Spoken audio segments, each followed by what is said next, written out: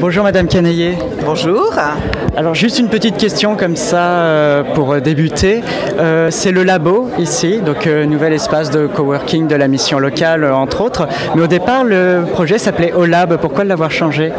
Parce que je pense qu'à un moment donné, il faut utiliser des mots qui sont proches de notre langue française et surtout qui donnent du sens et résonnent. Et donc je trouvais que le labo c'est un lieu où on fait des expérimentations, c'est un lieu où on entreprend, c'est un lieu où on ose. Et je trouvais que le labo c'était beaucoup plus adapté au projet que le nom initial. Donc le labo, on avait parlé espace de coworking, incubateur, qu'est-ce que c'est en fait ? Est-ce que vous pourriez expliquer plus en détail ?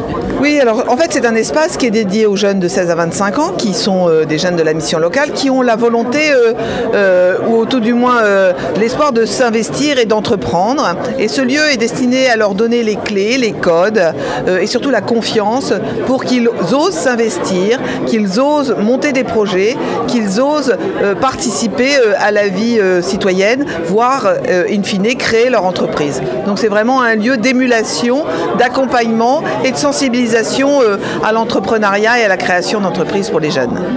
Et le maire Luc Lemonnier et Jean-Baptiste Gastine notamment l'ont rappelé lors de leur discours. Il y a beaucoup d'espaces de coworking qui ouvrent au Havre. Si ma mémoire est bonne, le labo a été initié en 2014. Depuis, il y a eu le container. Vous n'avez pas pensé à coupler avec le container quand il est arrivé ?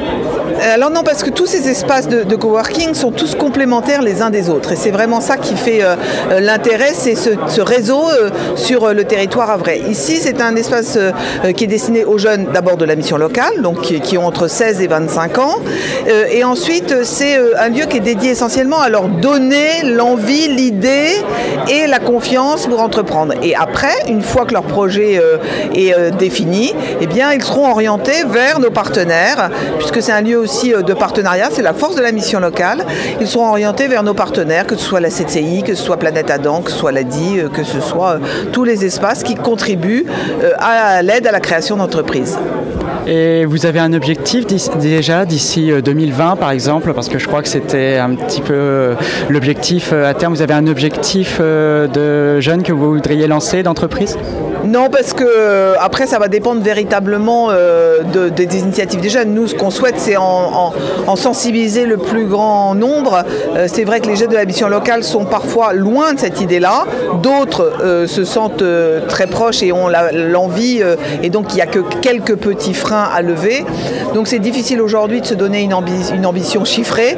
Nous, ce que l'on souhaite, c'est que au moins tous les jeunes de la garantie jeune et tous ceux qui le souhaitent à la mission locale puissent avoir cette sensibilisation à la création d'entreprises et les premières clés pour se lancer dans l'aventure. Bien, merci Agnès Canaillé. Merci.